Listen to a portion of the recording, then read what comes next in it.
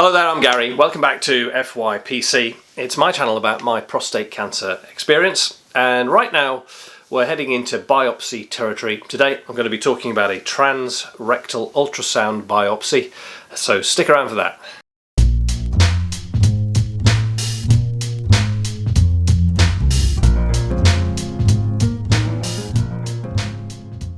So welcome back. We've had our initial blood tests, we've had our digital rectal examinations, we've had our MRI scan, now got the results back from that.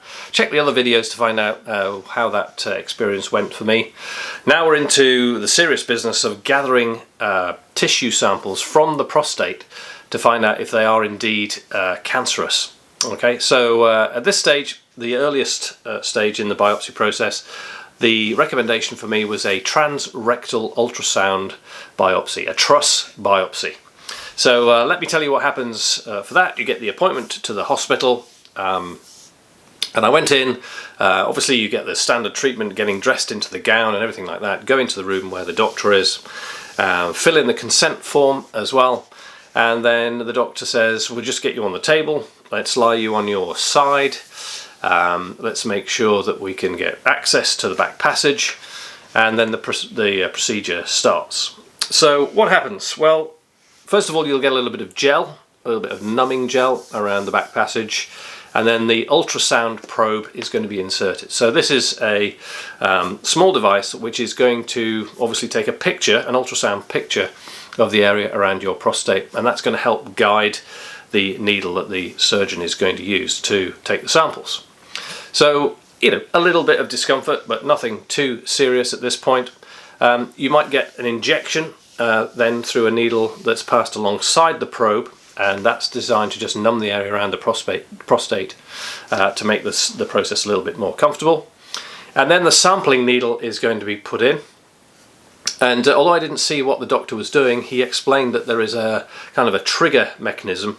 So when the needle is inserted into the prostate, guided by the ultrasound picture, the needle gets to the point where they want to take a sample. He clicks the trigger, you'll feel a click, you'll hear a click, you might feel a slight tugging sensation as the sample is taken from the prostate.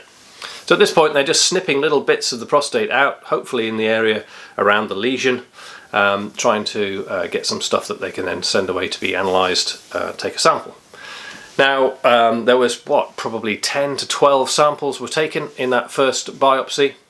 I would describe it as uncomfortable, no real pain. Certainly when the trigger is pulled and the sample is taken, didn't feel anything other than the sort of tugging sensation, and it lasted about 10 to 15 minutes as I recall. So at the end of that there's a bit of mopping up and tidying up, and you're told to hang around in the surgery area until you've been able to pass urine. So I'd had a good drink of water before I arrived, knowing that this was one of the requirements. I was able to do that quite quickly. So you've had a TRUS biopsy now at this point. You're back fully dressed and getting in the car to go home, and thinking about what could the possible side effects be. Well, what you'll notice, if you're anything like me, so this is what I noticed, mild discomfort, a bit of an ache in and around the back passage area, this sort of sensation that, you know, that there'd been some activity, if you like, in that area.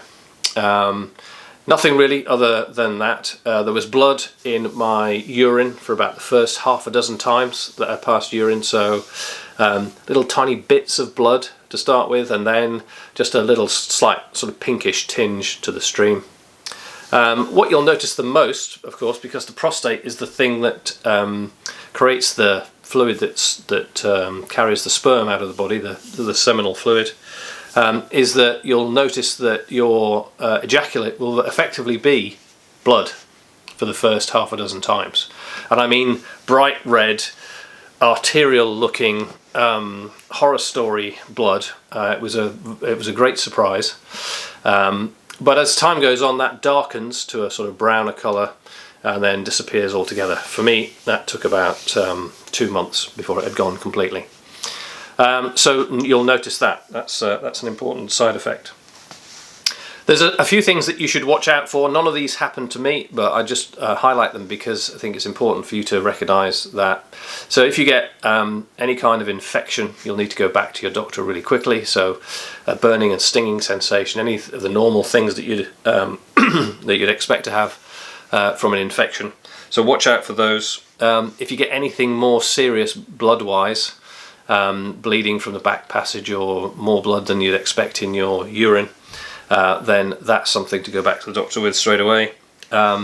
Very occasionally people get urine retention, so the swelling of the prostate blocks the urethra that carries the urine out of the body, and they can't actually go to the toilet. You might have to go back to the doctor and get them to sort that out. And then of course the last one is erectile dysfunction, because they're jabbing needles into the prostate, which is surrounded by a web of nerves that control your erectile function. So you may notice that it'll be difficult for you to get an erection for a while after you've had a biopsy. But what the literature tells me, this is Prostate Cancer UK's website, is that typically that should go away within 2 or 3 months.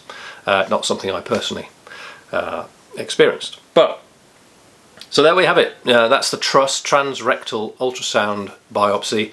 The first step that I took in this investigation process.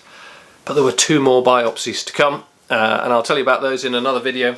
In the meantime, thanks for watching the channel. I really appreciate you being here with me, and I'm hoping that this is demystifying a little bit what you're going through in your prostate cancer journey. I just want to share my story so that you can you won't see, you'll see things from my perspective, and perhaps be a little less apprehensive about what's coming.